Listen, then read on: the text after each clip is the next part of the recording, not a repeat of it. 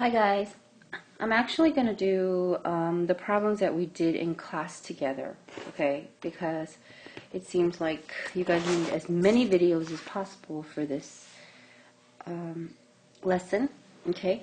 So the first thing I always do is get rid of my, well not get rid of, but simplify my b to the, or anything, all the exponents to the 0. Okay, so we have 1 here. We have b to the 0, which is right here. So I'm going to simplify that as 1. Okay, so let's go ahead and rewrite it. A to the third over. Now, we have a negative here.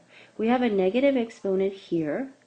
Okay, we have to deal with that negative exponent before we deal with this 4.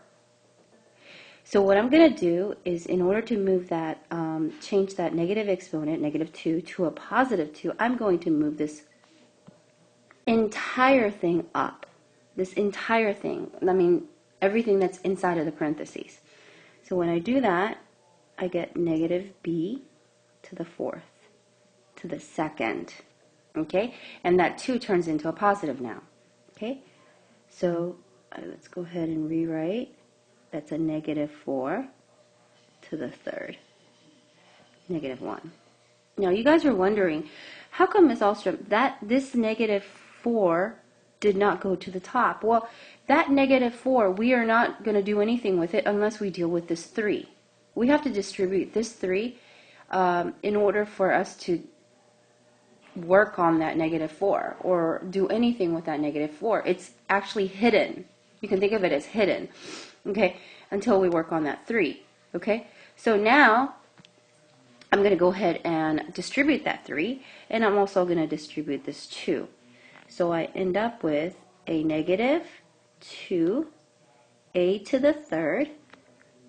One of the things that you have to realize, if there's a negative, there is a negative associated with a variable like this, like what's going on inside of the parentheses right here. Okay, if there is a negative associated, there is always a negative 1 here. It's an invisible 1. Okay, so you have to distribute that 2 to the negative 1. Make sure you do that. So it's negative 1 to the 2nd.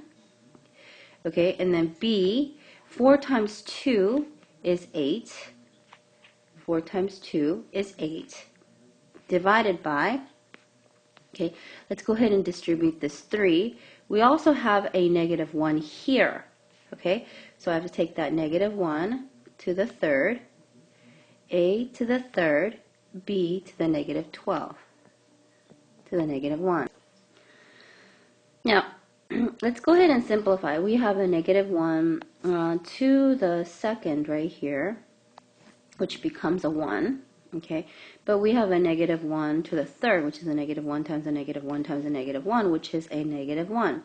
So I'm going to go ahead and rewrite all of that. So 2a to the 3rd, b to the 8th, okay, and then we have a negative 1, and then an a to the 3rd, but look over here. Now we have, now that negative 4, now we can deal with that negative 4. It became a negative 12 because when we multiplied the negative 4 times the 3, it became a negative 12. So I'm going to move that up to the top. Okay?